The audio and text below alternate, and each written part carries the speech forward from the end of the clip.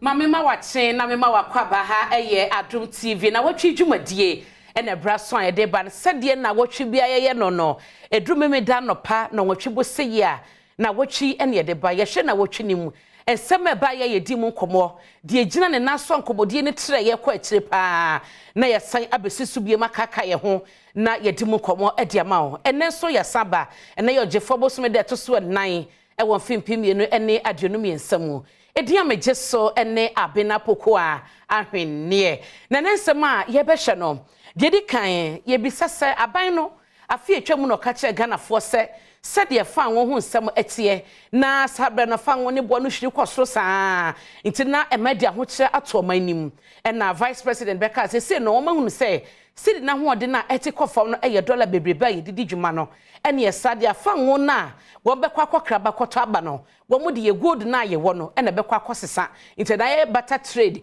nti ye de gold ama wo so man fa won ne famra ye mamu medi dwuma bosumi atwa no ena first consignment ba ye be se 40,000 metric tons ne bedru ye na asembisa no ne se abedru de so still no ano ne fa ngobo akoso emprenu aye guso atimu a ye kasa yi na asembisa no pa ye bisa e wo na watwi dwumade so ene se good for oil no ensunsuaso ne ye hunu na eka no so man de no sa anamon na aban ni etu no ebetumi ameka no akosoro na ye bedi sankomo we mu de ma wo eno achi so placement a kwada omawie JHS na wo pesinya high school akọ wie se wo so tue sika be 7,000 Ghana cedis 8,000 Ghana to say a bit 20,000 Ghana cedis am ye de assessment school ne ba ni nya ye ansana baby ono na koma pe grade A school no wonya bi mu akose akoje entity ene adesua ye bisase ne kwan ene sen ho semaba anamonto edi akire no eye den eno so eni abedwafo ebedi mu nkomo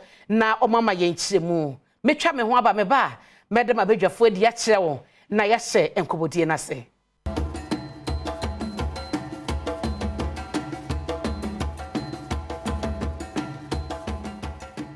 Mamema wakwaba ha ye Adom TV na asempa 94.7 na watwi dwumadie na uguso aka me ho ayede ma wono na ye be hyase e wo school placement na ya hwe ho kobo unim se na watwi hyase be se na watwi bienu krampo na no accept na bo abba ya ma yedi mu nkomo na obeti se ema mesia na eno achi so no bi won ma cleaner na omuna etumi ginam esenka me wo hayi na menua ba me bakwa me ya wawe JHC na bia school de ma no me se mempe grade A school ne esade a na wo se me kope obi obetumi de akagina mama me na akagina mu no so no se yesesa amwa benya sa grade A school no a na eche se wo betue sika be 7,000 Ghana cedis 8,000 Ghana cedis sansem we no mu nyina no na manasa zura wuni ne forfeit state atumi atena se akọ anya bi agu ehoma so a na wohwe mu edi ahima amadodo na ahye bi ehunu de ekoso na penyifo bi aba bekasa kwonda mu chese da bi asem bi etise de enye ensese ba no sa sanse wo hyemu asa computer system ya aban di baye no na wo mo ehwese ebeyi sa kata se ne dwimu yi ni sika ya wo ba wie suku no kra watwa no se beye na benya suku mu kwan ma no sika obetua no nyi sika ketwa ebi kan de kosi protocol sensem wo se ebre twa mu no na protocol no gina be 30% ene ne o mate so amana bedu 10%.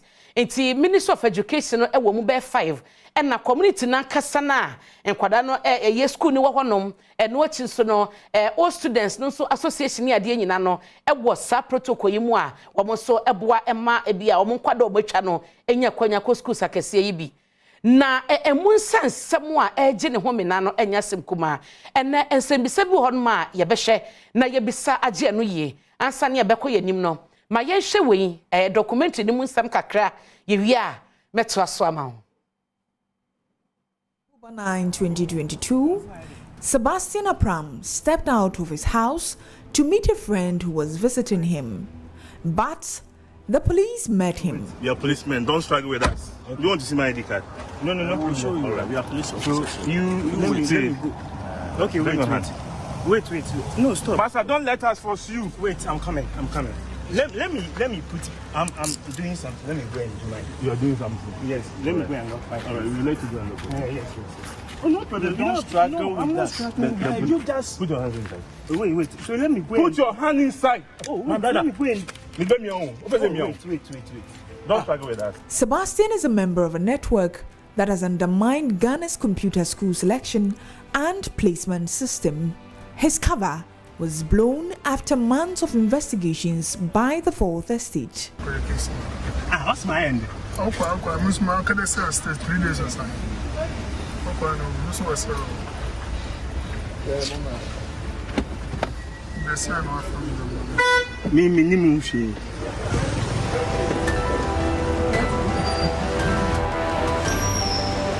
The computerized system of placing candidates into senior high schools was introduced in 2005 by the Ministry of Education to eliminate corruption in the placement process.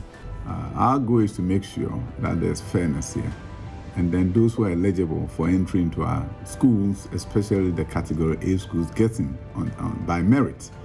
But the reason why reporting in CSSPS was because many headmasters have become corrupt. It was a gold mine, gold season for admissions, and we wanted to end that system and bring in a much more meritorious system, much more equitable system that all citizens could trust. 17 years after its introduction, corruption continues to erode the integrity of the system. In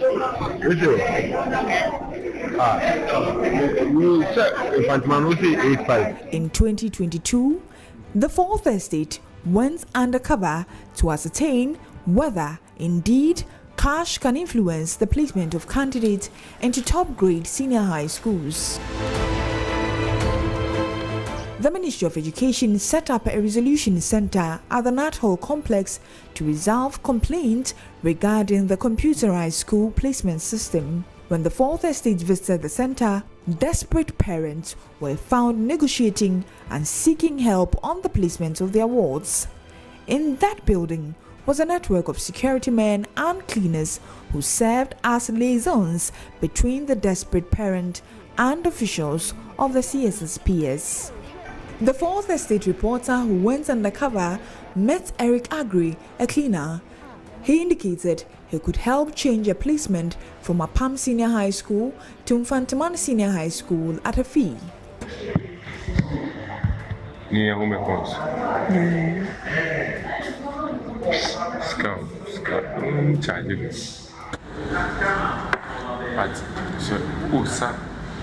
Big school and big school, and yet better as the amounts I will about still with me answer from But in less than 24 hours, Eric increased the amount from 7,000 to 7,500 Ghana cedis and would not reduce it. We said if I'm 85.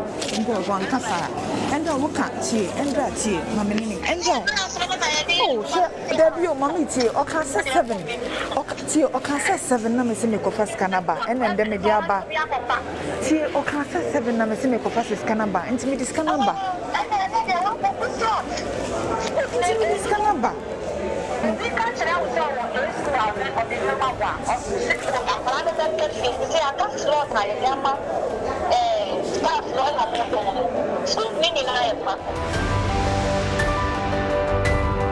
Eric and Rachel Aite, another member of the syndicate, could not do the placement from Apam Senior High School to Mfantiman because the candidate had enrolled in the school.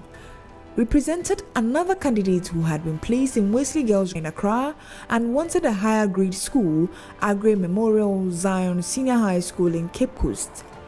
Eric demanded 8,500 Ghana cedis for that slot. After demanding and receiving payments, the syndicate changed the placements of the candidate from Accra Girls Wesley to Agri Memorial Zion Senior High School in 2 days. Why are they?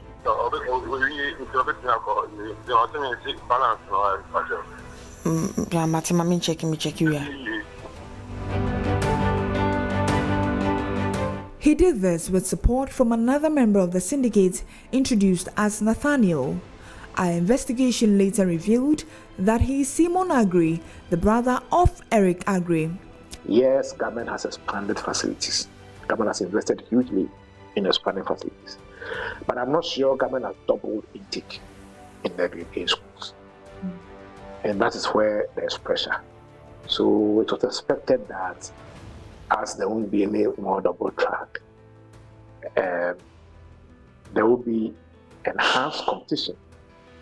And that is where, if that competition is not managed well, then it becomes explosive, and then you have corruption tendencies creeping in.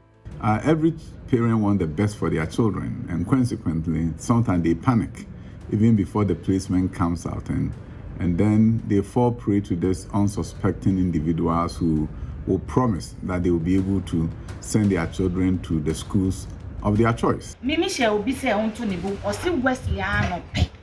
Up now, after no the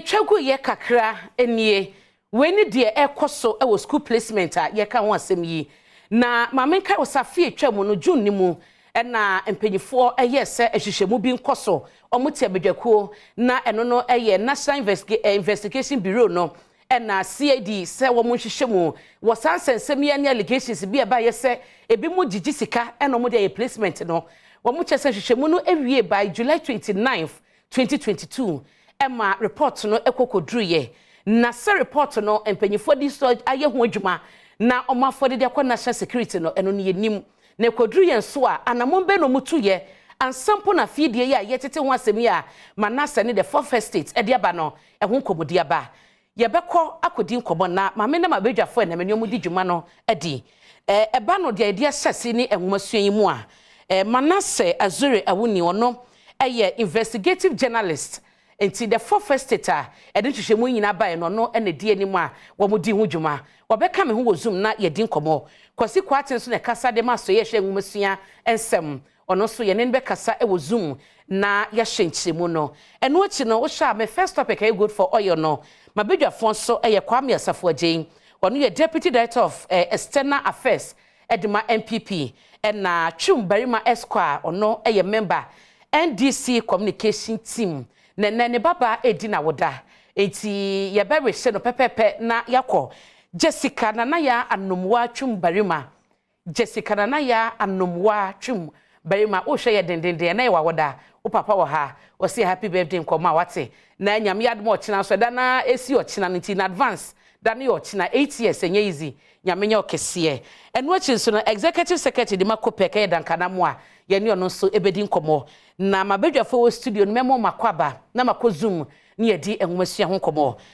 Twum machia no pay ene oba pacho bokode yesu nti oba no so show den no se onyan hu TV no so aba nti Jessica so hu daddy nyambo cha na ye na woda no obeka bibia che na oh nyamishwa no ene wana ebiche mate you're Asafo Agyen machin so bokode mi adoma no pe ho efe medasi ntia mi senior brother yesu sa ni e show sana wo hechu mo TV so yo mate ene na ye beto aso na makozum sese ya ye wie hon ma na maba studio manase azure awuni aka me ho e wo zoom na kwasi kwaten enso aka me ho na ma me hyase e wo manase ho sanse ono na documentary nyina esi ne seso manase machi on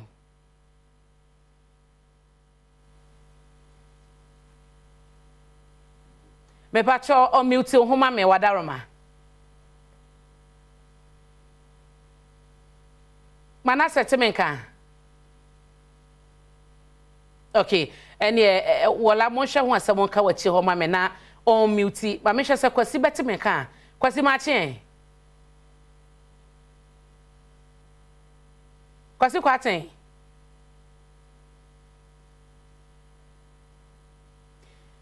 mabedwafo emienu nyina ekasa yente wo se yedi ho dwuma na yenya wo yie na ye be ansana ye be kɔ honom no ye hwɛ se connection be to mu no Twum menim se sa computerized system a aban di baye na adwe ensusue no ne se ebete awofo betiti no mo sika ne fie no ebete o ma de so aso sanse na kakane no unni sika kra na obetwa so obenya grade A school be ye den pa eno mo de hihye yi baye eye dwuma kwa kodru mpempenso bi na sese no sika be ramu ama de wono ne owo sika na ne ba na nya grade A no o pese ne ba ne nya ene ma me nkotu sika na obi ono no ni bia ne ba no nya genuinely onya school no yesesa na ye de ne ba no kose honom wonsusuem no hu ne se eye ade a ewo se etu ase wa anapai enjian koma wo mu agibrehwe eno musan so tie wo say was some from so right some from so mo tie so yeah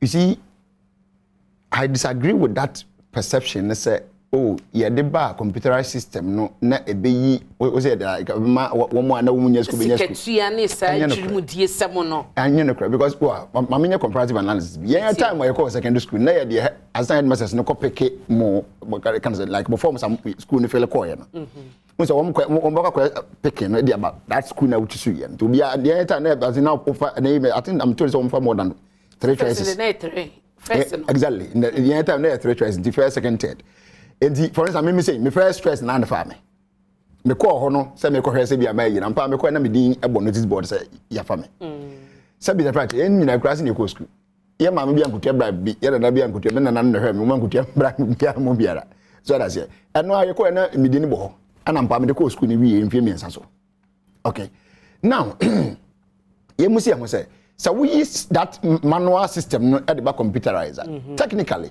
I me and I say nipa na tie actually and we feed information now with the man no onto the system maybe a system now programming na sorting na edu atu but kai mu say dey be nipa tie actually nipa na regulate na say nipa na etu na mo be one way or the other no and dan sabuara that nipa no I mean ohwe the kind of me can say to me be abedi in some at that moment anything and adibi obetumi say to me na ya they get compromised they get compromised where video ya we di kan show ya say clean na ne mamu abi mamu na wo yede security bwana na security ba ko mu clean na bi nsu those two boys na how much no yede actually dey ya some so bo ne nam ho bisa okay so whichever way the person me chire say some group na achi wo me say bitafa wo me be kan say wo me floor members okay but can you say won't mean nya bibia obi ne soro a and ba ko no link to e dan say boa because any na anti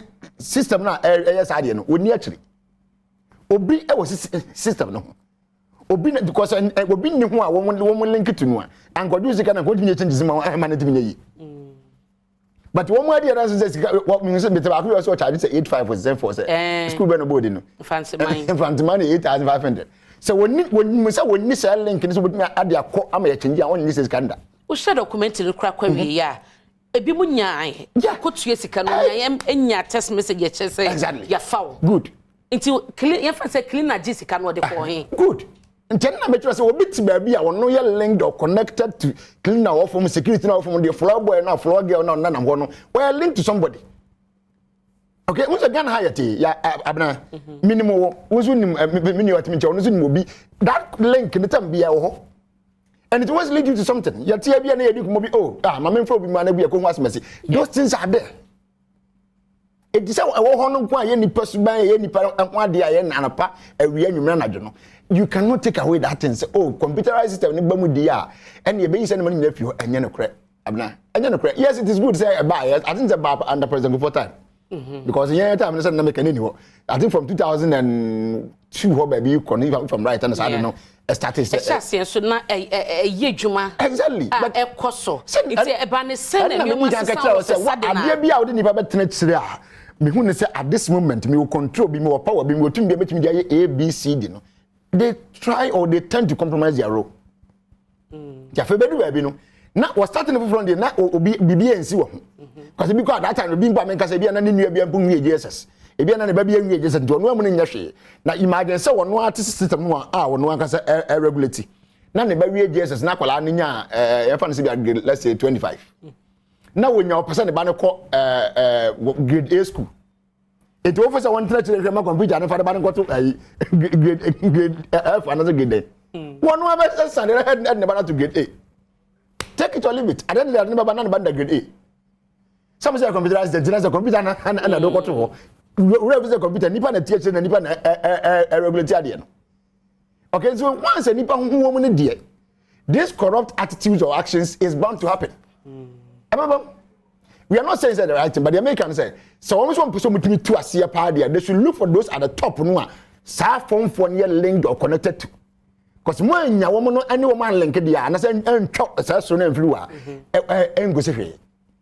Because they're okay. Me to send a while and I be an eye for your mom. We investigate the report in our coye. Until one said be Mazabe. It's the other sign, yes, answer to one and let's see, and so as I do. And so for some by Bessa watching Grofobie, and I will be actually at security, on your day as on your computer placement. Me are ready to send back on where connected to somebody. It's the minia Manassi. I just said that you man away, and it is good, but Menenwa, Nasaka with me dig further. Nipa sa form for near connected to her. Said okay, move to me, I didn't pam man about said, Ubinya message sampa was school as changing from A to B or B to A.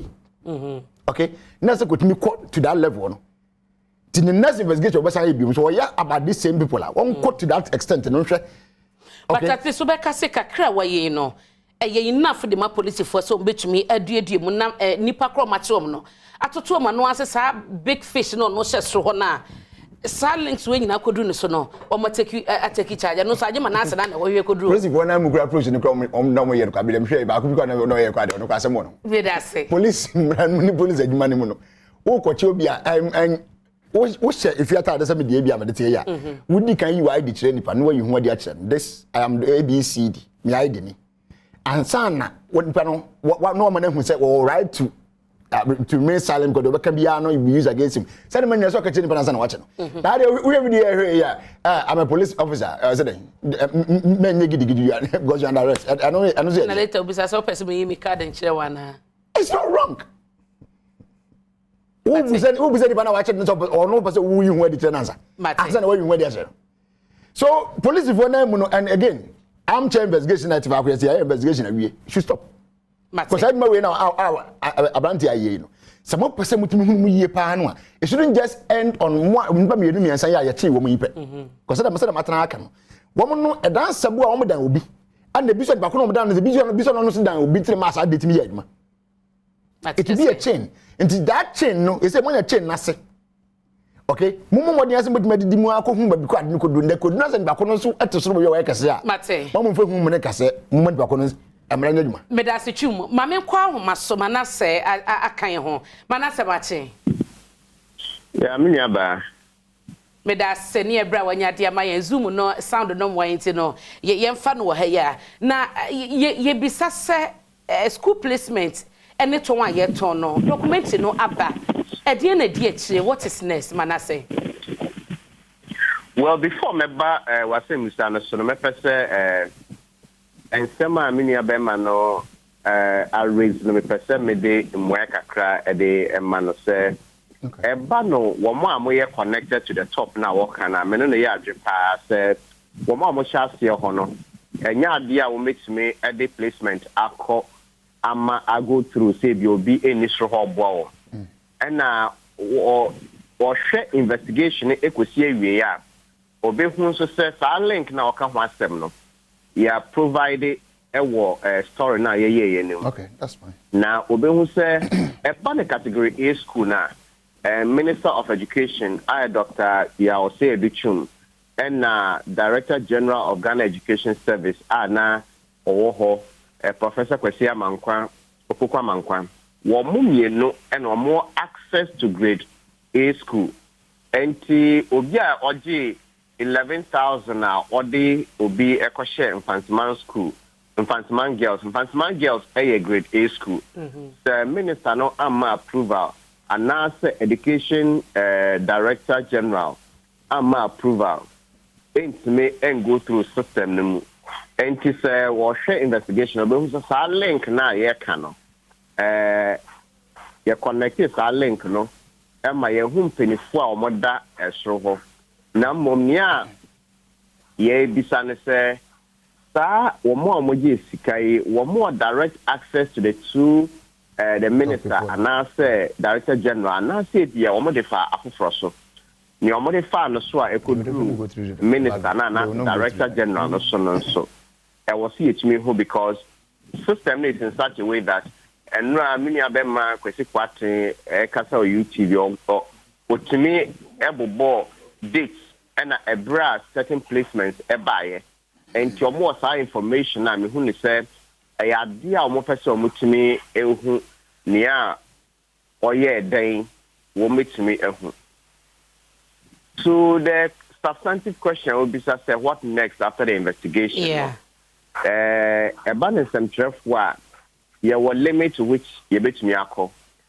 We a police near who to me so what you go to me so what search you go to me cross with me in a bank account and as the mobile money account now near all this cabre and near Utia Comano police will to me cross or mutimi share one more all records near who if they are rich like actually every other placement no cost no why na offer the pa the nipa education officer na say Minister of Education and see me who say but the agreed yet I was a police for etimi edwuma na wo mo echi wo mo amwosoro no eno nso kwadan chenso a ministry ne Ghana Education Services so asudie bia o say wo mo eye buase bia saade entumi enkoso emra wo introduction o ka say hwehwemu bi ekoso hwehwemu na ekoso no eye krata Minister for National Security Minister of Education Brana post in the corruption and semi cosono. Okay. And yenyan yes or moye internal investigation and report no or man fine juma ye kase ye rakwesi kwatin e wo haide o sen ka otimi bisa se report no wo mu wie date ban why and a report no indict here na then and a ministry no e fast a report no ho eno kwadan a former director general of education service Professor Pukwa Mankwan so attempts bisenka NIB and say near no enka ne BNI no and a CID nso wotro komo sen ko meye hwehwem sa security agencies mienu ye ka say hwehwem no man tumi anye eno ene ye bi say adenti ena hwehwem ye de brema manye ebra ye in the fourth estate cry ye hwehwem wie ye pesenka police for ekoche sa enkofo ye chiomu yi ye call headquarters and no the first time I call headquarters but this time my officers and no mo be all of a sudden we withdraw ye say sa officers no any headquarters near to management yenko ministry's police station and to the weka national intelligence bureau and a CID investigation so almost start here almost so a former director general and instigate I initiated some investigations here ya me ko say bia to me be a 1% of crime ever babonte and to going forward no ye be pese ye be hwe na empenifo mo tachi se na menu abe man kan no e no krepa se obi eni soro ho a enya dia placement betimi akoso because o ma ya chi omunye mu bia ni ho ye adwuma education service and as the Ministry of Education and as the computerized placement system. Okay. Where what my from say Goro Boys no. And a Goro Boys no so most services or more and say fake. A project say woman need access to the system then they must be working with people who have access to the system. Bunny grade A schools are nipa mienu per out of the 30 million Ghanaians nipa mienu Mr. Dr. Duchum and a Professor Pukwa Mankwan and more access and it is easy to find out near and also a mass placement amount for GC come to me. Manasseh, maybe say on 2 occasions in Akobasa was said she mukoso na sakro no bo ni sikajeji a ekoso e wo placement mu no ewie ni nyina no se de odi kan no national security de no se eno no ko si sen report om de ye den yenim Professor Opokwa Mankwa de so ekoye no antumi anwie sanse order from above bi amma ye investigations na wie peye how certain are you say expose ya wo de be no ebetumi amansesen ya ba ye betrust ye policy for no say ye benya bibi afimu na asotwe bi akone abeka say sa ne ma we betumi ya bakosem wo gidie sa Nina Bejna, Minister of Education, so because one no and Education Ministry, GS, never Humasian United Nations. The Bibisa banner or a serious not proceed to us here in the coming days, no. You better say, you better everything and no say, we na ba and a more win and a more win you to Afaho. Now, a Coban is here the year PR. Now, yes, and a to Hoshia, not just an idea the BRBC. Near toss and as an AD who be so me per se via our protocol system, yes, shania revise it. Yeah, placement, general placement, now 90% no your general placement, but your 10% protocol are. Yeah, my schools no 5%. And another 5% to say the Ministry of Education and a GS someone yet placement, you know. And TBA will be episode called young fantasy their Wesley Girls and Fancy School. We try aggregate 10. Now our schools no more far we say aggregate 6 and 7. Now yam fana. Obi so bit me actually 15. Through the placement system and the protocol system you bit me afano. Now protocol system is 5%, you know. And fancy pim and I say Wesley Girls for monya 5%, Tibiana 5% here 10. Or Moma Ministry of Education and a GS and so another 10, another 5%. But ye Mr. say a munye no make me abuse no more. And fancy pim school no one more old students, one more a Jumaya for more school one more fra or a basa school no. And I have for the idea almost say your more protocol placement or my person into pressure at the almost. They have a defined constituency. But the Oba ministry now ministry should have any defined constituency near and see a mama the same protocol I am schools no. And no kodanche and fancy pim schools say say protocol 10 and as a nipa do enomwa. Ministry never nipa do on fancy pim school. No afa nipa do Wesley Girls. No afa nipa do St. Augustine. No afa nipa do Holy Child. No afa nipa do Adisada. No afa nipa do Accra Academy. Ebri Girls, Infantman Girls, St. Roses, St. Peter's. And so that can we boom na protocol vacancies are Eba Ministry, Ghana Education Service ehono. Now it may be running into thousands. And you are very likely, sir, because they don't have a defined constituency and they don't have so much pressure as compared to the schools because they have huge numbers. It is very likely, sir, or more and placement protocol placement, you know. It is more likely, sir, to be coming from there than the schools. We also feel that they have the power to even be able to determine whether a certain placement goes through or not. And the school no at the placement, the banner ministry need detected from Sobi or one, they can block it. Okay. At ministry no at the placement be air qua, the school cannot block it. So I still think that Ghana Education Service, the Ministry of Education, everything in this investigation points to their complicity. Now, Krata, Professor Opokwam, I'm quite sure, yeah, Ekoma BNI CID 2022 now.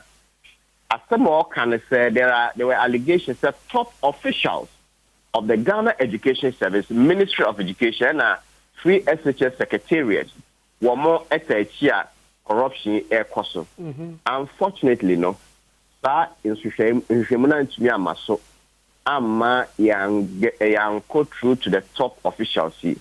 And to kawe nyina eboman krakra ne say Ghana Education Service, the Ministry of Education, say adi a ekoso bia ka ho asem se enye betimi atia no kwan a me hu ne say wo mo eno mukra sa asafo na metimi etu sa pon yi.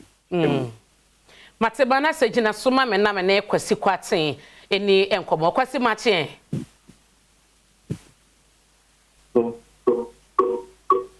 Kwasi Benya ba me jo so temenka mete unkapa ye da se ne ebra wanyama yen ba bia me do be hyase investigation sahodo a na expectation ne say by now naka awie report abeka mo nsa na moye so adwuma so far investigations be no ne yeka ho asemi emu de when na yes successful mo saka report we am that say baby a question e free there I say you know you make a judgment that the free investigation but I think say only first you bring up when they run briefly through the system but I can for 10 minutes, but I hope I'll be able to do mine in a very short no dear, yes, say baby, I may do a free, you better back. But more than investigations, no. But it's kind of.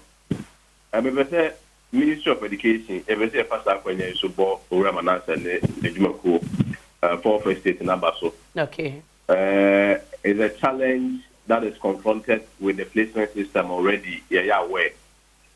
Said we ya kapa na ya kanokre no crash ya oboyen ho a any Ministry of Education kwa to them kwa be to BT you go say nipa bit me advertise you better sound more results wow pay good grade bra at every point the bill for passport office nipa no bit me e kan wow pay passport bit me you be so to me no go boys ni ade TVL enum jade and if there is a systemic challenge the work on my muha na enya manasa so aboase ono so e vital information bia ye be use near the strengthening your system no the only the one work I can say like researchers no and how you researcher as a researcher you leave room for other people to read your research no man analyze or methodology for finding then that's what that identify gaba and no move boni friend lacuna no and it gives room for other people to also make other suggestions in your area of research no.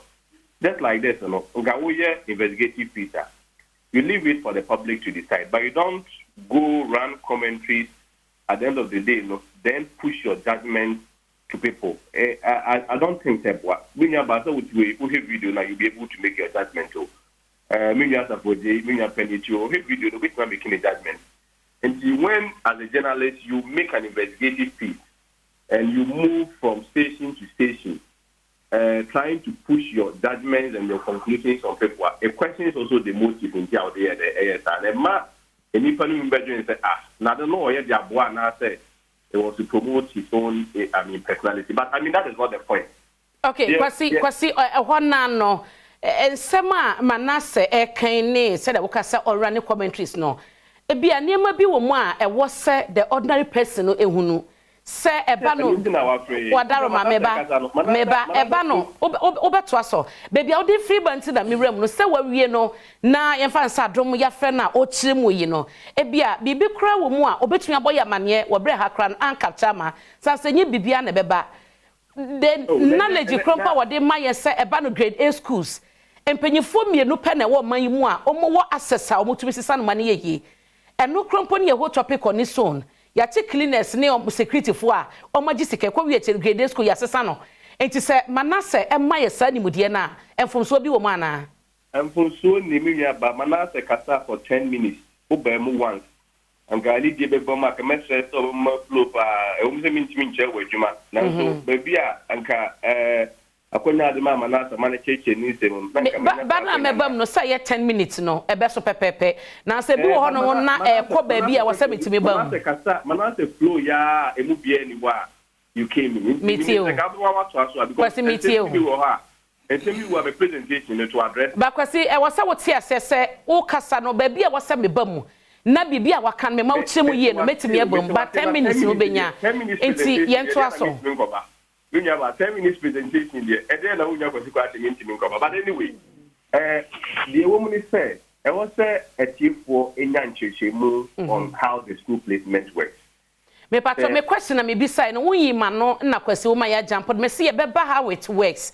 Me dey can be sas investigations aye kan ye nim se last year June bi hyase so far no emu ahen reports ahen na manya on sa placement ni ton na ye ton no. It's no me pato when your report to be happening.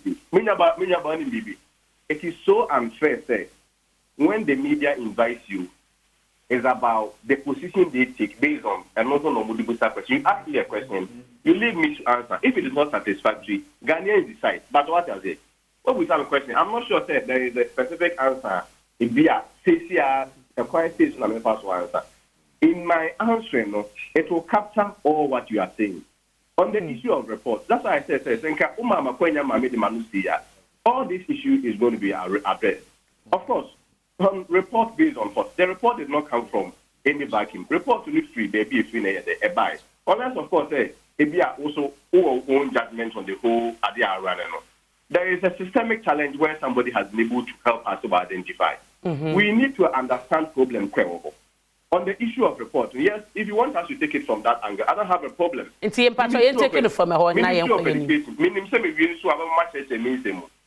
is the third time, unlike Manasseh, you never came in.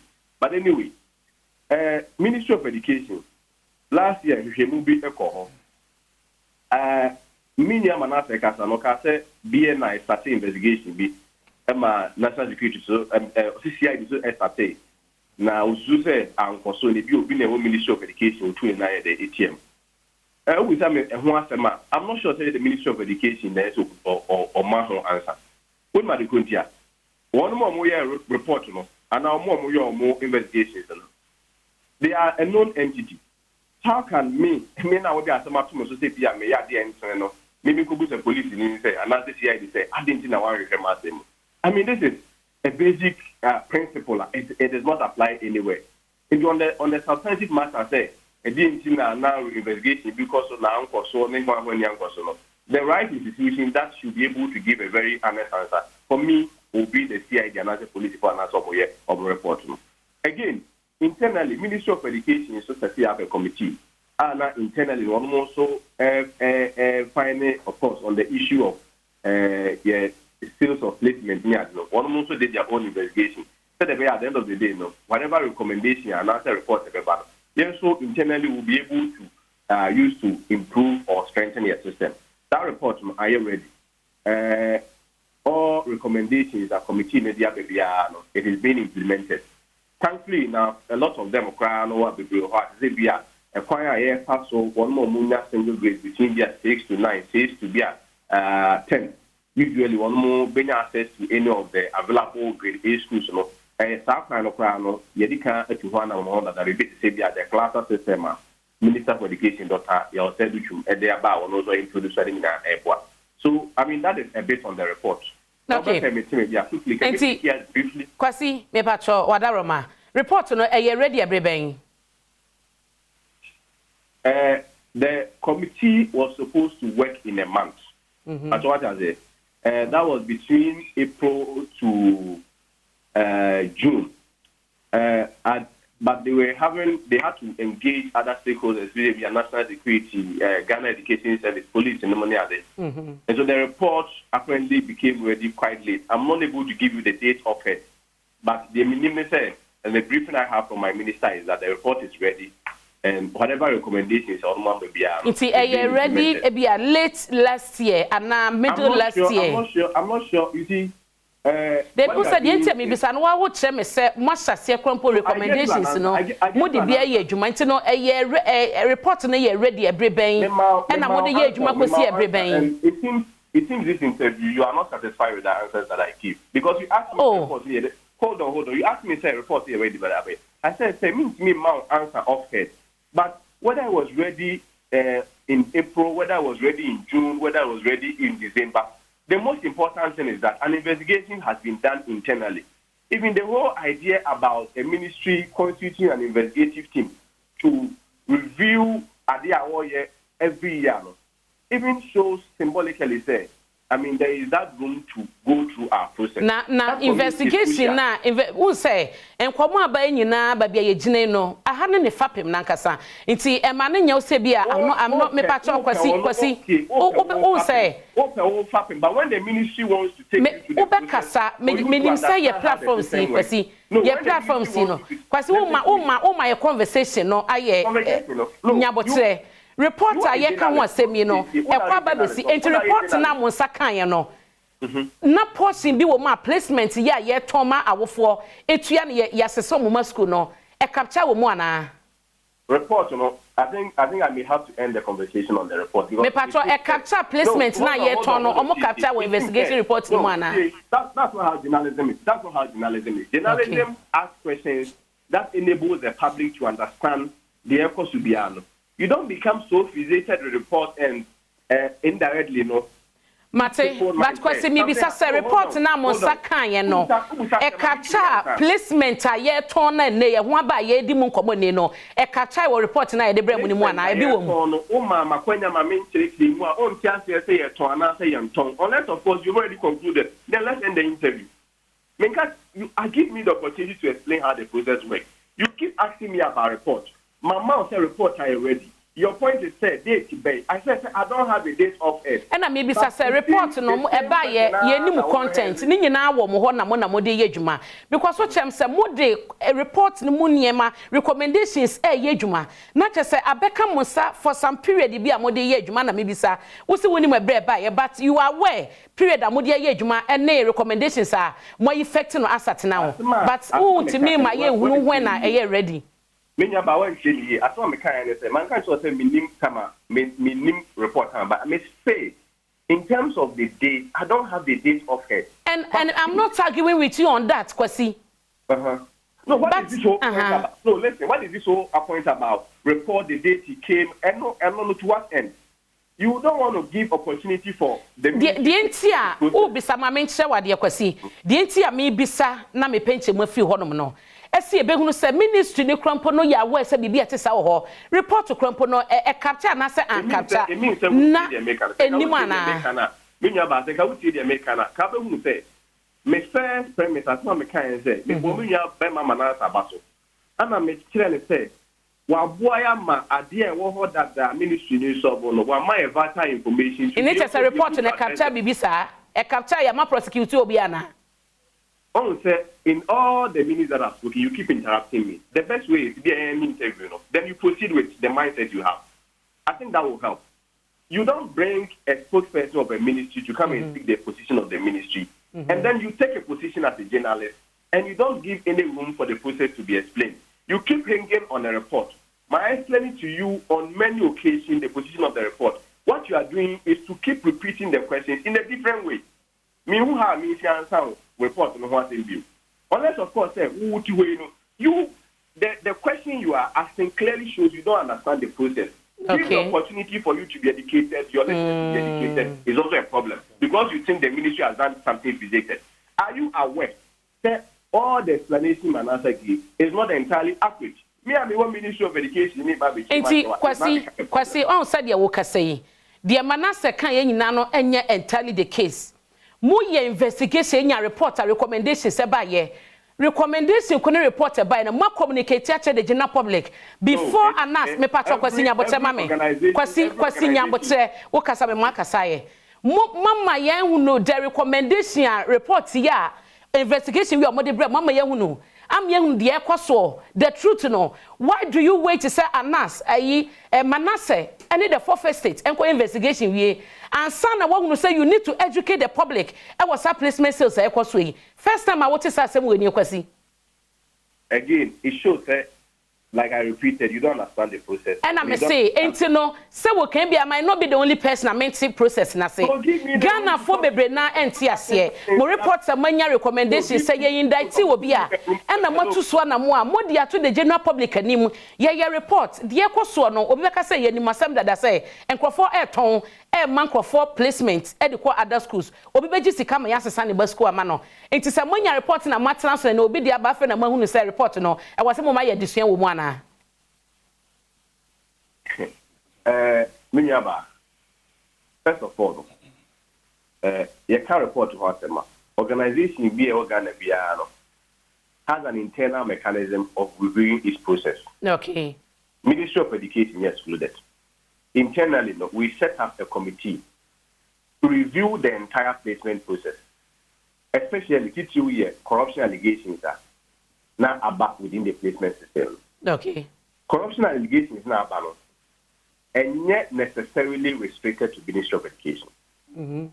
At every point, when the ministry's report is out, the ministry is bound internally to use the recommendations based on its report to review all its own internal process. The fact is that ministry has set up a committee to have an investigation about itself and review its internal process, especially relating to the placement. Does not always mean that the SSC committee announced everything. a report has to be published. That is what the terms of the report. And it's not missing about say, all your questions are assembly placement was in the placement no ever would be brave. It will be a friend automatic placement. And when Fidiana the placing Quarano be brave, because school be or no more accelerating. Quarano make key choices of stage choices. One almost 6, automatic placement, that's 90% of it. Even with the automatic placement in the Quarano. When not any of the stage choices, when you're back, I'm going to be a self placement. That self placement, no other questions, no one for you score. Who is self placement in this way, you'll be a friend protocol. Protocol now, anyone about the Mamma Manasa, the protocol is also in 2 ways. There were 5% and no core schools, and there were 5% and so and also back the general public. Of course, the general public one is controlled by the Ministry of Education, together with GES, the Free Education Secretariat, and Ghana TV Service.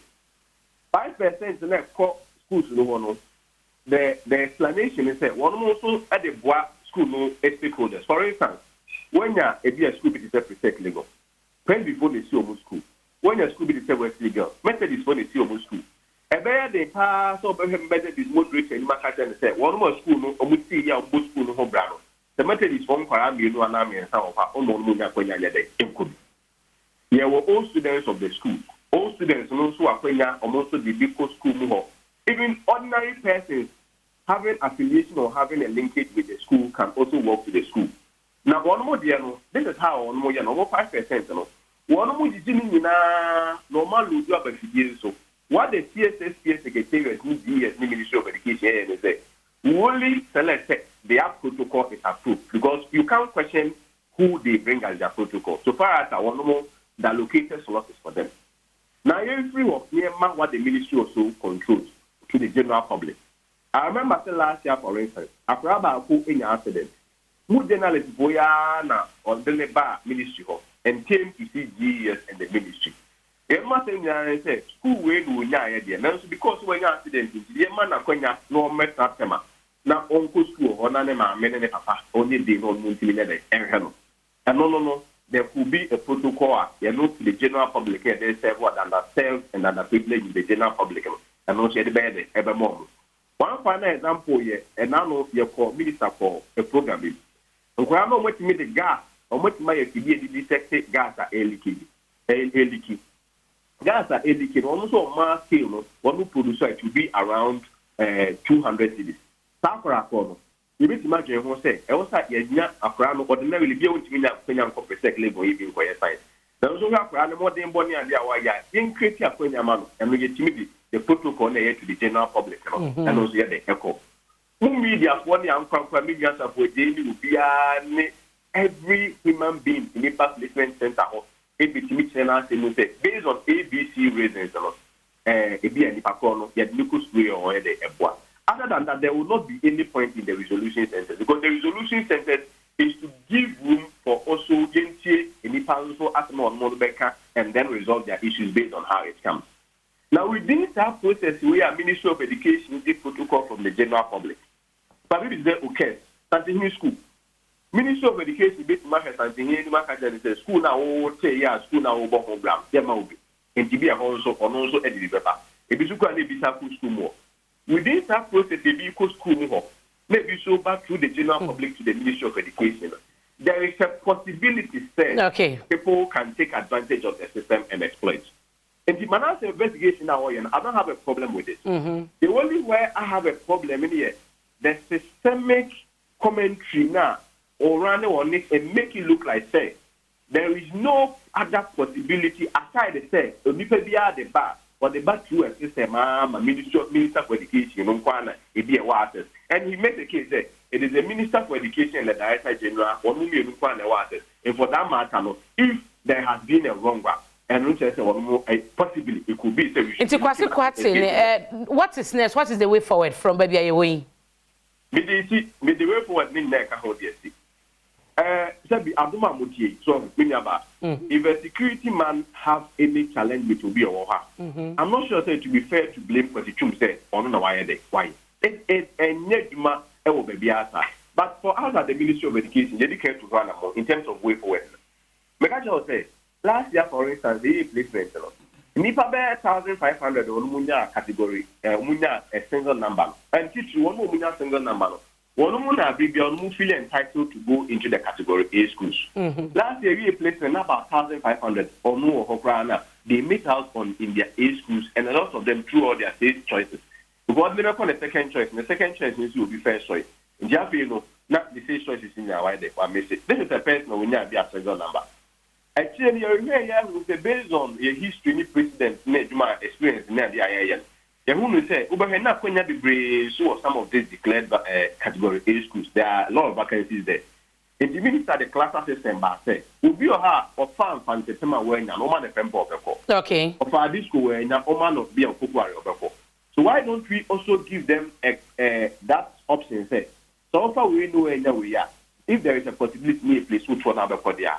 Mate, and the system is to address all those things. Mate, hopefully, you know, we say that the rush and the desire one more depend most of the category A schools are so better. Mate, kwasi my yefa manase ne commentary sa wabo so anu to nchen. Documentary wo share ye bi mu disika de kwa to the extent say e bi de go through the sika ne ma ye no ne de go through no wo hu ye no wo ye eye wonwanka kakra. Oh, and I make a sure say adie bia owo bibi a friend human interface bia omo. There is a possibility. First time I wote one asem ni ana. No, me ba mpacho the fact say wo wa ba me ho kwasi kwa tia be ka say me say who placement me so ma ka say minister na ma ka say DS boss bi o American cancer so placement no. Does not necessarily mean say minimum say ujisika. It could be that it's a genuine case that you are pushing. Somebody might have turned into a guru girl. You then turn kwasi kwa into a guru boy. Kwasi kwa turn American cancer into a guru boy. The American Cancer in turn turns the Minister for Education into a guru boy. So yes, if you call for investigation, you say, whoever approved that certain protocol, no, which you audit, that is the work of the police or the investigative body. But to say, because say, a Minister for Education, there were assets, and now the Director General, there was initially. No man answer advance argument. Mate, kwasi, mame na wase, sansa okwa no asabe, mame na sene obra wanya dia mai why. So I wanted to touch on the GS bit. I was say initially one mummy no kwa na access no. But man answer say the video one can say Professor Pokwa kwa say the access was blocked. And now Professor Pokwa when I addressed that, he said on can be answer. And he was even speaking to a back end. Manase wo honti mame response. Manase mame mo akwa ba biem. Kwasi nsem a waka nyina na bi wo ma obe respond to ana. Pacho ebi o ma also me responded to. Matimitio. Na me hu ni say he's not being fair to me and he's not being fair to you as a journalist. Sabian some for you're perfect. But o kasana I say ye nim ye juma and ne osi ye na show ho sumponi u bisane o say as our agenda. Sabi so wo host show you are not there as a programmed robot. You are there on behalf of your listeners. And the assembly or why you bisa me first question will be some say what is the way forward? Yeah. And to make us so I'll send ka will be some investigation on send a shots anyway. So I don't have to rubbish you because you have the show. Ever accusation that I'm jumping from one station to the other. No kwe omuni. Say you should me ye. What should be 29 minutes. But recording a year was more than 10 hours. Okay. But nearby out no and do 1 hour and po. Their background stories are ye out and you. And it's also may jump from one station to the other, giving commentary and I don't see Diana, your motive being to make say very unfair. The other thing that me person a chief also at so we should yeah, what commentary be inaccuracies be a so come on to ma. One should you crave we crana a chief one year or the buy no yes and yano crack. Yen near Bema Cassa, Quasi Quatin Cassa, me inaccuracies to be crab by. Ubisa the time I was in common report, about Bontiana, so yes, investigation now. So both video now also say between April and June. But no criminal secretary every Minister of Education just said between June and then July. So that is one inaccuracy. So as some of kind say protocol no 5% ECOMA schools and a 5% ECOMA the general public and also no credit. 5% ECOMA schools. The next 5% ECOMA the Ministry of Education, the Ghana Education Service. Okay. Minister no a year interview. Minister Nejitu says that 5% goes to the ministry and then the education service. So Okokabe Biasa 5% is for the general public. And you know because that 5% now, yes, ECOMA schools, no, it is to the schools because it is administered by the schools. And the other 5% is to the ministry because the ministry and Ghana Education Service, they do the placement.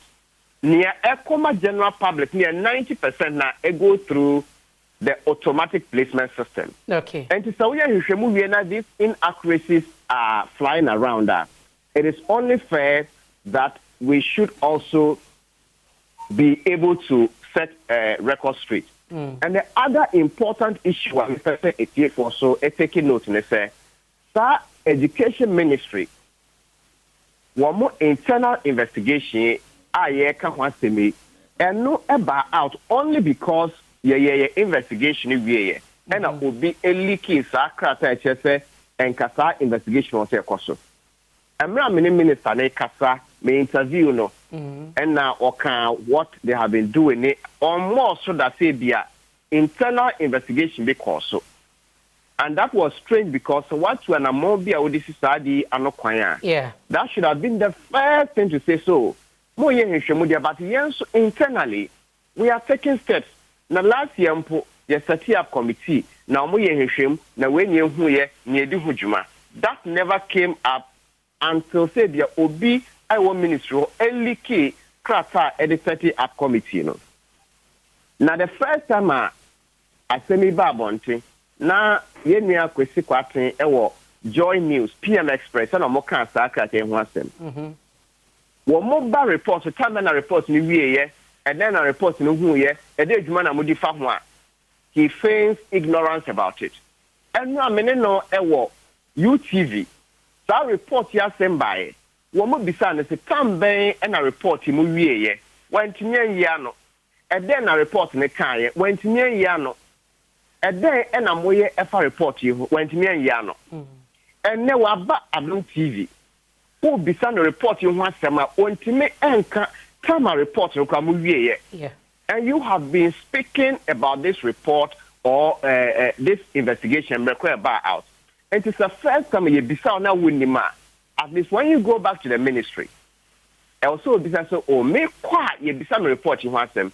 Menya no ye bia at least data movie report you crowd send it to me na me koni decide me metimi aka metimi ya no.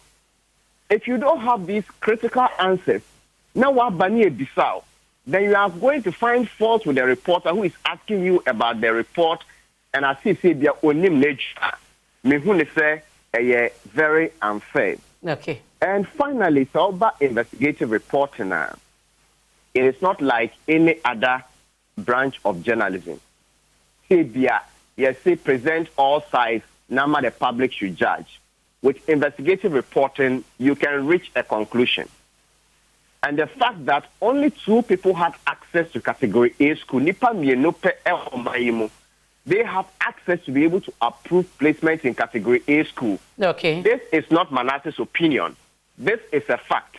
The minister, Dr. Yao Osei Educhum Ojitum, the former Director General of Ghana Education Service, Professor Opokwa Mankwansu Jitum, said only the 2 individuals and have access to category A school. So we yet Manasseh's opinion. Second fact, the former Director General of Education Service will say if there's any fraud in the system of placement, then he and Dr. Educhum, who is the Minister of Education, should be responsible. Okay. This is not Minameka. We should documentary no more. Obiana one of the only 2 people with access. Or say if there's any fraud in the system, they should be held responsible because they had access. And where UTV, Ora, Kwesi to me date, and at the exact time, Professor Opukwa Mankwaye in the first placement and the last placement. Okay. If there's anything, they have the records because only the 2 of them had access. Mate. Professor Opukwa Mankwaye, just to be fair, one Kasebia on Kasa, on Kobo safe no or grantee, ye can UTV, and a message just Professor Opukwa Mankwaye by a mechanic. One Kasebia, one Kaso, or see what we need for system. And Kwesi Kwate eka say wo call system no mu say oye placement bi o June. And so mo yini film in a week. It isn't possible say by June no obetime a placement. Okay. And now the text message by say he was locked out of the system. So whatever anybody did in his name, he may not know as whether it is true or not. The ministry and those that have access to the back end can provide answers. Mate. But enye no credit say Professor Opukwa Mankwa ka say bia ne okan no wan kan sa enye no credit. Mate. Manase, mayenase ene obra wanya dia maye no pay. Manase Azuri Awuni the 4th estate de sales of school placement expose no e ba bonte na ene no edi nkomo no kwasi kwaten e kasa de ma asoye hwenmusia hosem so ono so tenenka na mame kwasafo aje ho sanse twum madikan ne nabokọ so kakram ni mu ase kakra bi wode beta to dia meduru so ne ye ka good for oil na wode aka ho asafo aje de nkomo ayedi nyina de wa wo kwaten education ministry Pierre de Manase akande na be ka fa ho mini ama minchia mejoso na no pe ho efe edase na mestre sima bakope na mediama jumachi abusia Augustina no yako a polling station secretary wo jumachi. Okay. Acho ma no so ma me kakra jumachi e obusume frɛ. Then 3 days ya the kasaba 6:55 8 o'clock near film motor accident. Oh. Bosume frɛ ho. Amonko say. It's been one issue amaka ho asɛm a Nnawotwi motor bosume frɛ ho. Should be very guided. We share helmet, we share kwanusi and all that. Yeah. Tosumienu patients sumdadia so urban organizer bosume frɛ okasa guso for more ane odina woda sani aminua baba nso dina Jessica dina woda ni Jessica de ne nyambo china Jessica de ne nyambo china and Joseph nim Joseph so ye asiwa police station organizer okay omu na di wo Srenya Misha na quick one mestre say for me personally sir the 4th estate expose it should I was say my adreni ni echo a whole lot of institutions AS was here ni okay as a for Jason now sound no your problem e wo ho enti o kasa no mumu na as wo form sense media anti no me engineer ase komota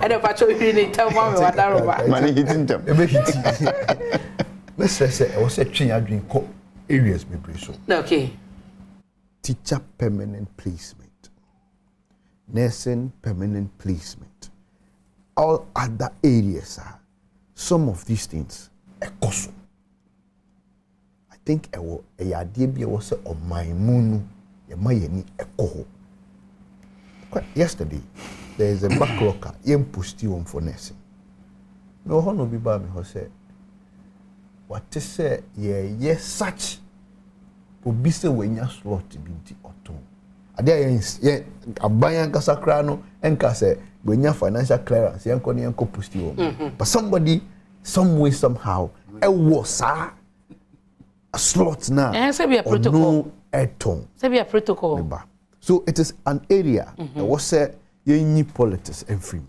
na oman no NDC MPP emfa yeni enko there was a reason enti a computer placement e buy me bra e chechire mu kakra those times no na ye be boa results ni na no odan back near the headmasters all district ho na region ho nyina ko boom forms no no ma ko boom na me penny onya grade we me penny onya grade we ni atwetwe saa wanya lokia school bia say o mempel. There was an exclusive discretion to the headmasters. They decide who comes to their school. So through the system and the process, we decided say, yenfa computer system bimbra, and no, it takes that major and exclusive discretion from the headmasters. Na enkosa ne beya, I mean the criteria I had better to her. Also nya we say also nya otwankwa dia also onyem kwanko. So minia cheche the normal placement nefe aba your friend say I mean he mentioned the self placement we nti ba bia bedre ne yes say ye ton no because the other topic ho na yentimi nkoso I think that was where na mu come back and forth. Me ebia ompe minia ne mpese obekase ye ton because it speaks for the ministry. Ebia it doesn't speak well, but say enye minister no ne ton ye enye ebia deputy and somebody in the ministry put a ton ya ebia obia or other back gates in the crown aton, so you cannot take the way the process say ye ton. Now me more two classical examples I made the bema. Me offer baby no we siwa we school Jesus no try ni postings na buy no onya pandai. Now me offer no sebi sikeni ho lawyer fair crowd de be ma kra na free siwa akok pandai no ebi ni ho it you say yentimi yi me ba no amba esiwa secondary school obenante free ha akọ school any secondary school no onko what you say this critical and classical issue no and only sa 5% protocol na manase say enye for the public we say enye for the public I want a ministry honom no it is say me tu ho anamon ekohu ebia minister me deputy minister obi owo education director or district na me sre ne say situation am nsakeni e wo say yetimi boa abranti anasa babawe no so otimi kobi then they do that changes for me ebia na ne ya ode ababawa ne ba me ho ebe sre me ho moa no ebia na waje na dem die bi minim what you say na me so me de akoma minister no anasa ebia deputy minister na whoever is in charge okay na waye oye wiye no efe abrantie no brane commentary say me kransa na me sesa every pandai aba esiwa no me twa 2000 what you say then the bus stops at the ministry it you say Ministry of Education eton free SHS so and until na mo so dey say mo be investigations we say na mo active upon the report recommendations I agree me no I am not so much preview to the report of the investigation say no say ebia enye for public consumption but me mesre say me madwene mu no and this is my thinking say me de me wo fast bi ba na bia ye post me wo fast na there should be a way to verify say ampa genuine case then new case intia ye movie we fi pandai senior high okay aba esiwa mate na wotua bibi mo bi okay metua mentua then we proceed with the process so we could have a whole lot of ways ye betimi ehu kwan a ye be fa so ablock stadium but to outrightly say yenton no ebia wo na wanton but obi aton what you say na mesre nso say ye betu public ne nso fo there are genuine cases and untimeme for protocol ne so but there are cases being so but there are cases being so obi say me ko achimota me nana e ko achimota me papa ko achimota enti o say me ba kwan bia so ko achimota enti ndi obetua ono nso be ba betua so ye kinkama efun no na ye kinkama adampan because it's important say corruption be ba somebody must sell somebody must buy a two way So mesre general public, you know, some of these things aba can't want them there. But whilst we are finding solutions, in each other's watchdog, so that the core content of the placement will be realized. Medasi asafo J and wotene kano my next topic good for oil no. Na no mesha se e wo chumbari ma osan say ye kasa the minority in parliament call for say almost suspended dwumadie no. And amono matu a day base 40,000 metric tons of oil. Abedro man yi mo no one more qualify for the suspension and what you almost say e besan so de kabiem kra beto man so baby o managing kra no wontu bi no wasan kwakotusa na mo na emoa the former president so aka say so good for esan say eye dwumade bi asika wom na ye obi man so de no e wo say ko parliament no mu gitum say the sino hydro de na e ba ne ko parliament no ye bedi mu nkomo de ama na ansa ne no ma ye ntwa ho ye ba ye beto aso.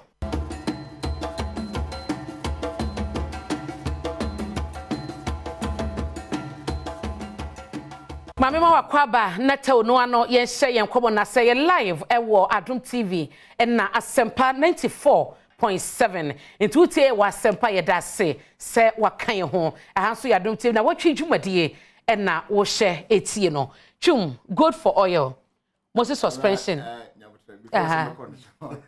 ma the only reason say GS in Sensemi and I'm back me I'm taking note and I chance my personal boss you see 30 seconds yes I mean you know na obeka sama the communication service na I think say now so ko nya botra me issue no say me manasa kan sem bi before so or be see or can sem bi say police for withdraw personnel am the man wo no I mean the for estate for no at some point they were withdrawn.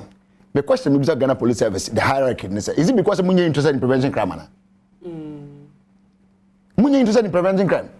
Because you'll be quite a two and a mom be saying, I don't say a Syria, you be here say, or not mention what even though I'm running my for several arrests, but the police for one, any moment far better than someone one because you must have do any panel, everything.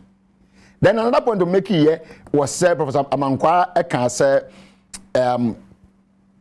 top officials with the Free SHS Secretariat and Ministry of Education were involved in some kind of corrupt acts, BNI and Namson tomorrow or qualify for the BNI and then the then BNI now NIB and the CID investigation. And this one goes away. But for such a man, well, no, that General of Ghana Education Service, I'm sure one knew what you say. Exactly. For him to have called and or even cited, say, this is a BB question. And they don't want to promise a BB or wampa. I mean, we should be serious as a country. Because on what Seneca said to me, I say, if you are Metamono, and as a madam, and nobody said, more investigators and taking the matter serious. Because I'm winning.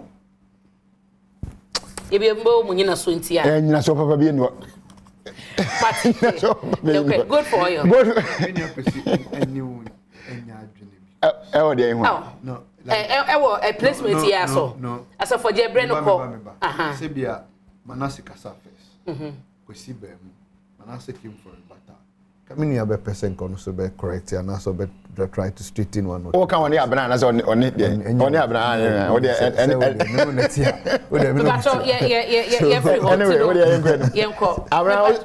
Okay.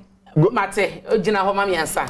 Mami ko ye ni dankana mo a kopek. Ye ne chase ye good for oil. Ene ehun kobo no. Dankana machi anopai. Mami nchia omenuaba na menchia wodwumadie for so na tie omo ye hwe omo so ofie. Ayo, ye da say ene ebra wanyama yen. Na good for oil a ye kan first consignment e ba bosume twa wo January no.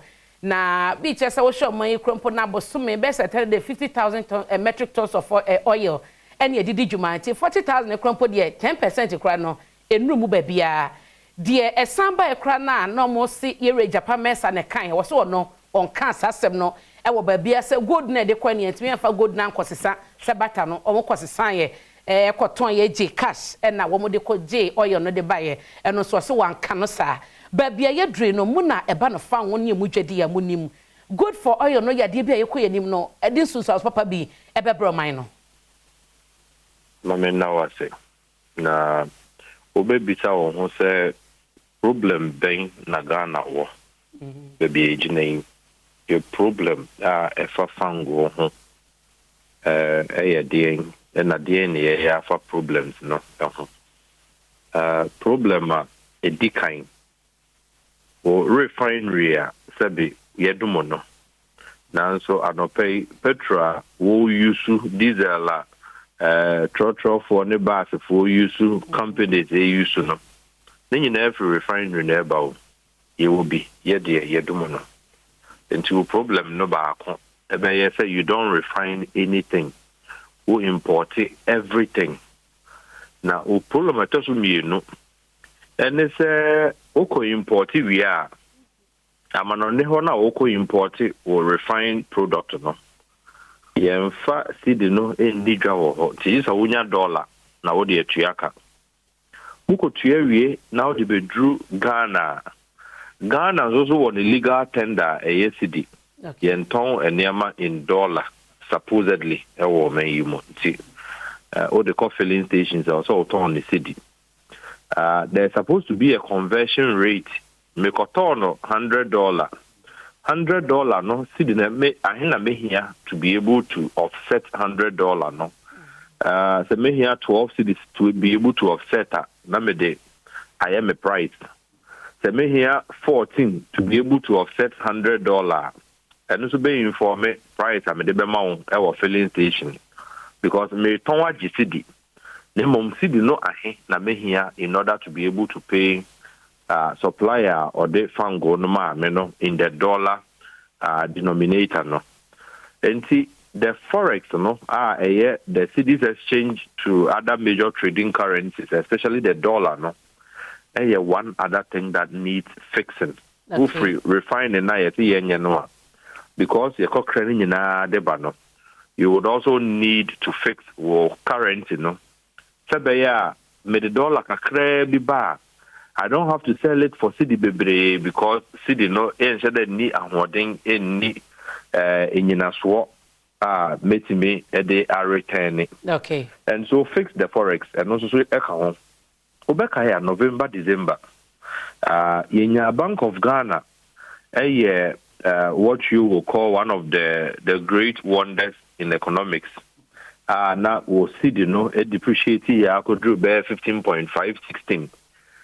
Almost me a manage ye it drew bear 8-9 exchange to the dollar. Obekaya and Hunsun Sans will be November, December, even January po. Fan go for our Mokofa Betoma Ghana no at it is wa menewunya home faso. And for us no that was a solution. Sebe, the benefits come readily. Se utimi handle Sydney ye, Emma Petro Jadifona, they are able to also manage all more numbers, no? It will be enough for your Claton Petro 10.9. Yeah. Not just a Ghana for 8 midi bronya, no? Sebe, I mean, in peace from the economic turmoil, na a share here September, Petro could do 18, diesel could do 23, could 24, no? As to say, my diesel be drew 13, petrol could drew bear 10.9, 11. And so one would expect, say, Yempenyum for a solution to our problems. Bank of Ghana are demonstrating knowledge in how they can resolve the CD issue. No? Resources are a one, Yemfa enco support CD, no? Say ye gold, say ye dollar, and ye war, no? Unfortunately, there's a new conversation around the gold ekoji oil. Okay. Ube say in international gold and oil trading dynamics, no? Is there a benchmark immediately, no? Micro gold 10 ounces now may exchange for oil. How many metric tons in Amenia? You would not have that conversion done immediately. This is an intermediary. In between, or say, look, okay, metal gold in this saying. Now, Mama will say, now the chia oil in saying. And so we thought that clearly is even a non-starter. Say, open say, we exchange commodity for commodity. Be like for like. Okay. Who crude? Who too crude? Maybe. Our takrade, who export there. Who share of oil, no? Who export now the agitica. So who here? So obeje oil free some of the traders in the hall. Now look, me refinery no shada nye adwuma at the moment. Into the best I can do with you, no. Let me the crude na amount. Na masoso kakra so that you give me the refined oil. All the traders will deal with it because some more refinery across the world that a bit me chinchim. Put the gold on the reconversion becomes a challenge. And so who offer gold no must come from a position of a disadvantage because so the refined oil no in dollar. When I was only dollar into the gold never. The GD said there's no way ubenya equity or any parity in that sort of a transaction. See, that conversation, that experiment, and actually be Bank of Ghana ebe Ghana for in our petroleum issues. One, Paul here refixing. Can we yes immediately. But yes, here will go to Kakra. For gold, no, a back or currency. There's one other thing I am a bit penny for. Who will go to no ene? Now the gold you could pay JP Morgan and physically. Say, oh, me what this number or thousands of ounces of gold. Me here dollar at the diga. They would advance the dollar to you because gold don't know. So you don't need to go through a cycle. Say, bosumi biano. Maybe call to the local miners. I could be almost a moment maybe 150,000 ounces of gold. Na me fan J oil. That might not even work because local miners now almost year jumano. Almost activities na pre-finance though. Almost principals are. This cash mu auto excavators. Etria workers etria for washing. So no two gold in the year na principal na change gold.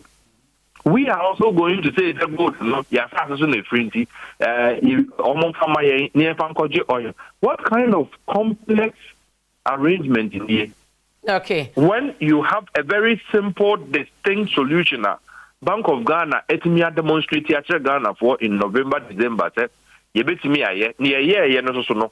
Many about emissions and so on, you can bear testimony to it. It was instant. Again, one license BDCs, private capital, say Omonko into that enterprise. Omonko Fafango, Emra Metoma Ghana. Afibiano, annual renewal, they are charging almost because they are doing a form of business in Ghana. Now, government is also creating another BDC of a sort. Say, yes, so the Ghana gold, no air cofa oil, abeton. Only BDC in the difference in the The only difference is that BDC is the private capital. And air cofa the oil, abeton, gold, aton, shell, aton, total, aton, allied, aton, petrol, or any biato. That's the only difference. Private capital. Yeah, the public funds from Bank of Ghana votes, whether a gold reserve near deco, another cash. Said there are some sections of the media reported, said, and Penyufoni Bikai, say the cash in there. We are simply creating a competition for the BDCs in a space that regulatory almost license renewal. Who is interested in this? Say individuals be and a what sabe abaimu and a person a cover oil bar. Let them go and register as sabe BDC as well. Okay. So almost trading model no would be say almost person almost the almost use gold and a day oil traders engage. Nobody will stop them. But when you involve public funds from Bank of Ghana, the way we are seeking to do now, you are simply shifting the financial burden no from the private capital na BDC no air cover product or no nizikako no akoye no the ama traders oh the buy within 60 days metua oka no matter no. We are now going to expose Bank of Ghana reserves, Bank of Ghana resources to pre-finance the same oil arrangement na BDC debano. And see, if you trade as BDCs are mestre, and Penyuvono should come together. No law forbids any of them from forming a BDC or a company that can import fuel. They should go with a model that says, be as a BDC, C or BDC government there. The only thing we can afford to give you is the gold. Because I don't have to tell you gold. We don't have the dollar.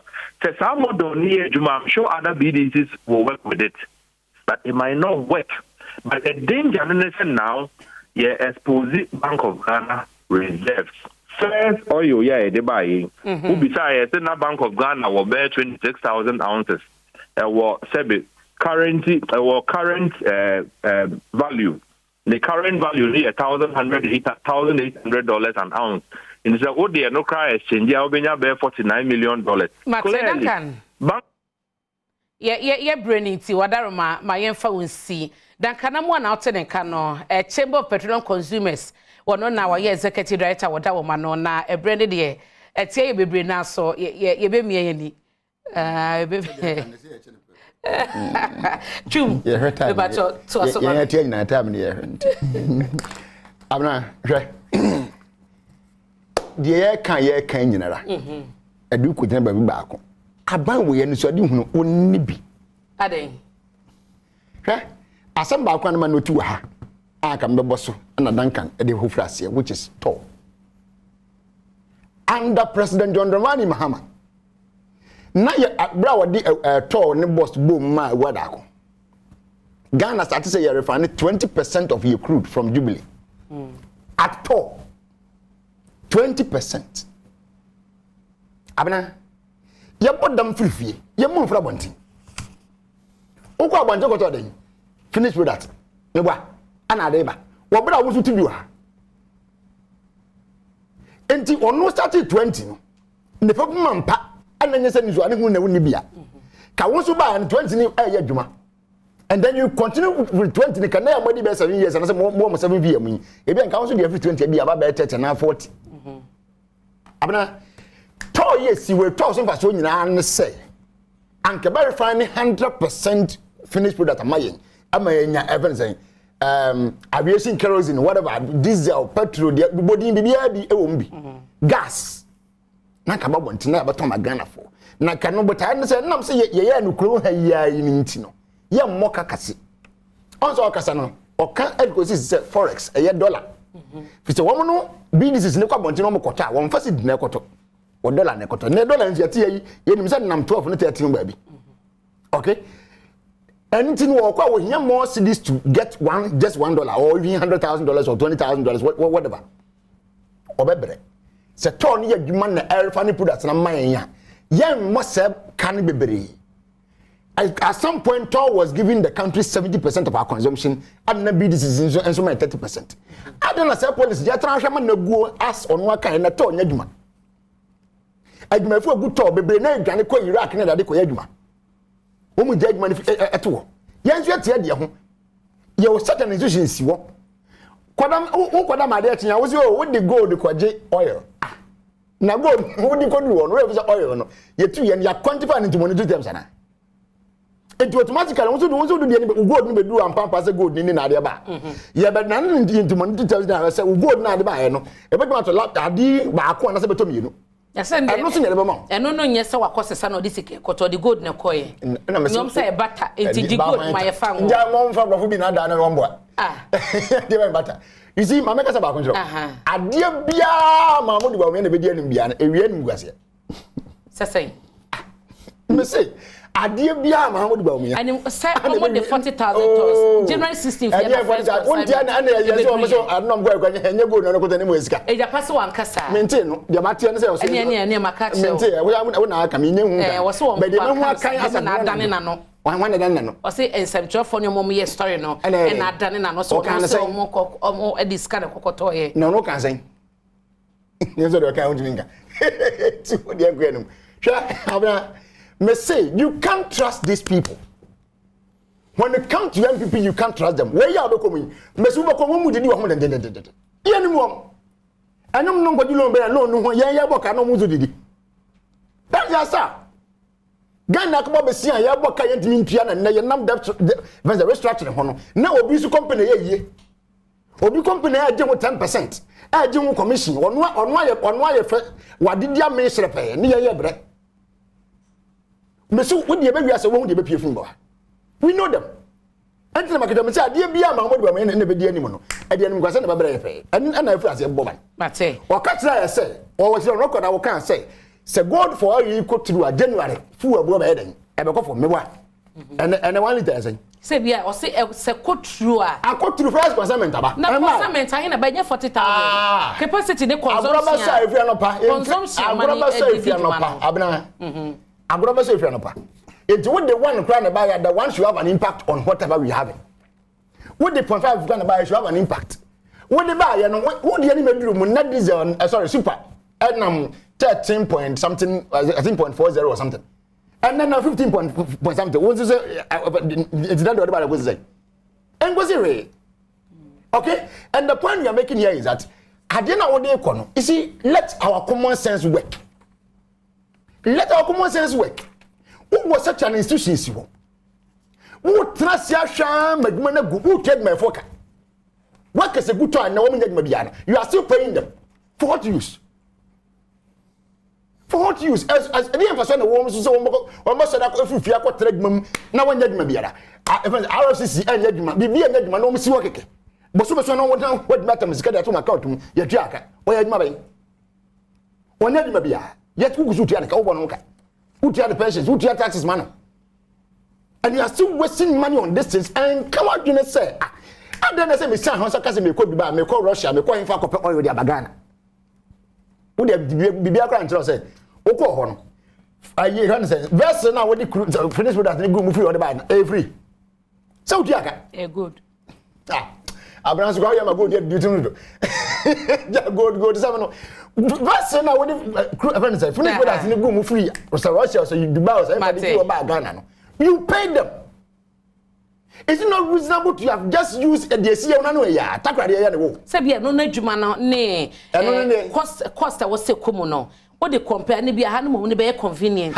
At your more it's never true and can never be true. As a Fadia, it's never true and can never be true. So, won't you fuck crude free Jubilee? Attack right. At the refinery, what tomorrow refinery, it will be more expensive than with the free walk out of finish with free Russia and not buy the Bagana. How possible can that be? As a Fadia, good for all you in Nnawotwi Yi. The former president, was suspended. The minority put it. I want to go the former president said, I didn't call somebody about parliament, not parliament in Jitum, and send them to me to Sada because I know I driven to say no, not a better said a mocas way better no. Would be a few more deliberations so and Sana to me. The reason is very simple because a Supreme Court case back on energy, I can say. Any transaction biara one of the parties for instance ejina o man from na wouldn't need this was one we hear parliamentary approval and once for instance company ko ye no be ko ye say better to assume it is better mpo ye no ko say wo mo nya Ghana fo no mo ya amanone fo no you need parliamentary approval that is why they are saying that enti asafo jey ho asem te saying na monim dada na monim okay me da wase we dey wadaruma na ma stress mamre kaka Emready. Ya kanya dem atam na kanya. Me das wadaro. Wo de amano. Ya da mano. Mebam kakra bi wo de. We no minim se otiasem, minim se minim so tiasem. Pacho metio. To me tremu ma bebusuafo bosume frɛ ho atiase yi. Now, gold for oil, good for oil. Gold for oil, good for oil. De ade. Now, we aban bi ani so ade hunu a. Na for some time now you see the now one day against the dollar no a coffin. Dollar no and one baba din and the reason for that too can be explained. Etina ama ye fango sem e kosro. E di entina ye fango sem e kosro because ye BDCs na wo krom at every period a wo pese wo kokra fango e bagana no. They spend about $450 million. No more they call crabba. Yeah, they go to the Bank of Ghana. Not Bank of Ghana no. Actually, dollar no amount. Now more they call into abribiano. There is pressure on the dollar. Bank of Ghana one and the dollar a system no because I was here koto fango at the bank. Dollar ne prices ne way no so no. As echo from ne kosro no na e affect price no. This is where the birth of gold for oil e buy. Etino aban bitnase e no say okay kwan be na me fa so a metimi ama sa pressure na aba beda dollar ne so me ma pressure no aba fom na masan so etimi nya fango ama me krum ne me manfo Okay, now me wo agudie bi a your friend gold, and let people know say Ghana hano your Minerals and Mining Act no at clause 7 actually face say gold bia e wo krom ha bia your mine Ghana dia, and it resides with the president.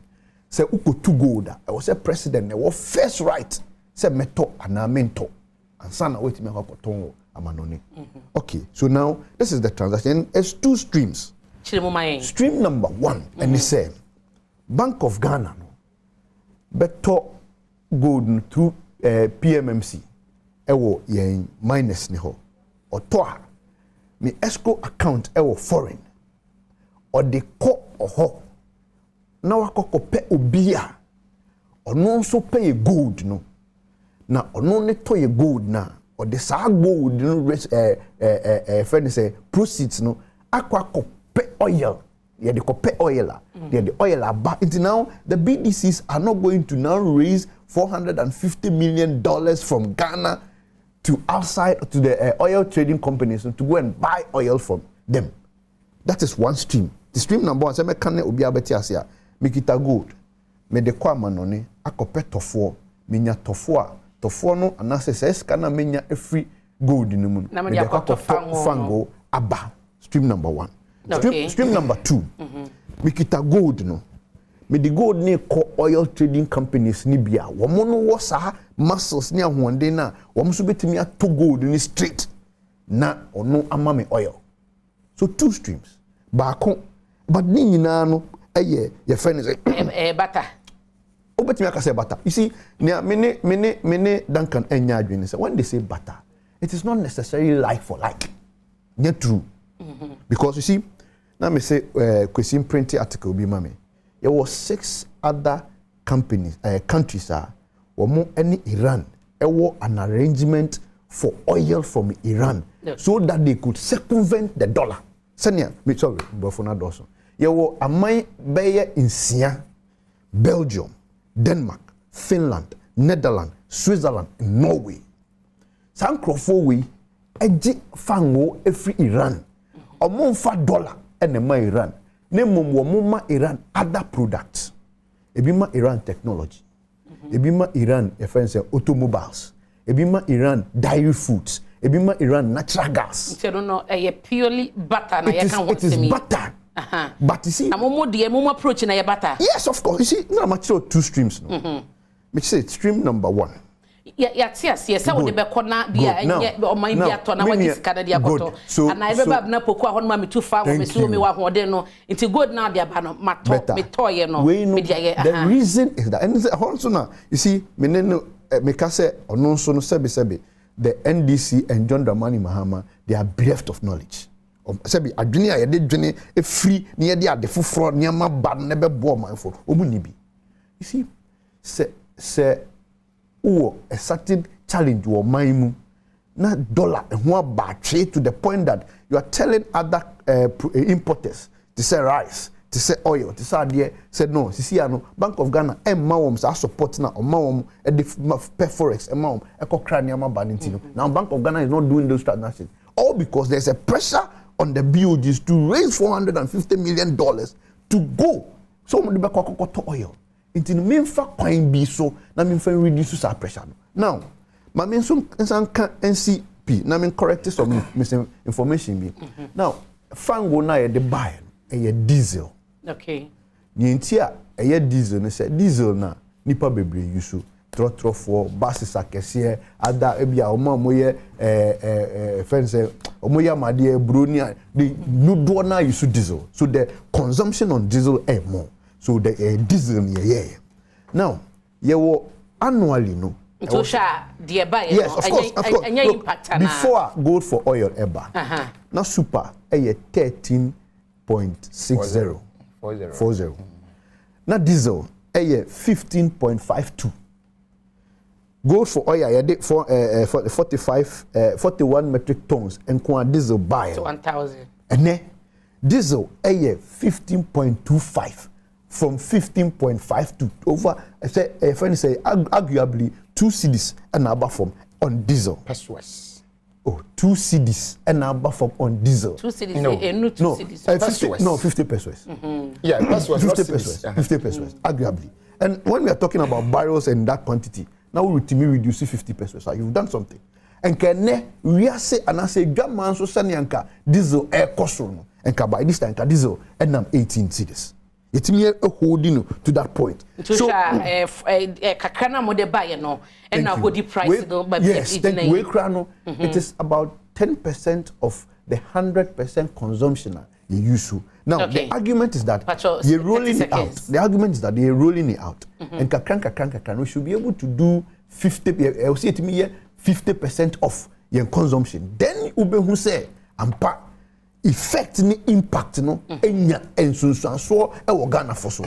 Now you see me nuanom mesre wo say 30 seconds yes, mesre me nuanom say eniama bi anase innovative policy bi say ba na mo ntiase a mo nya amanyosem omuntwimbe no musa say ade yi e friend say adwene ben na tachi letime nya bote akyerkyere mo adwene tachi se eniama mi no the former president call say it was somebody good for your parliament na parliament jitum no mo consider suspension so mo consider na suspension of what good for you no because some who say transparent mu na ho entiase ni mo papa you see ombedi de ho you see me bisa say this is a transactional I was say a pesika a forex na ye de koto oil what you say okay the Bank of Ghana na oye intermediary na ono na ojinemu epe dollars emaye near the koto oil no now aban bia man adwene foforo se sisi ano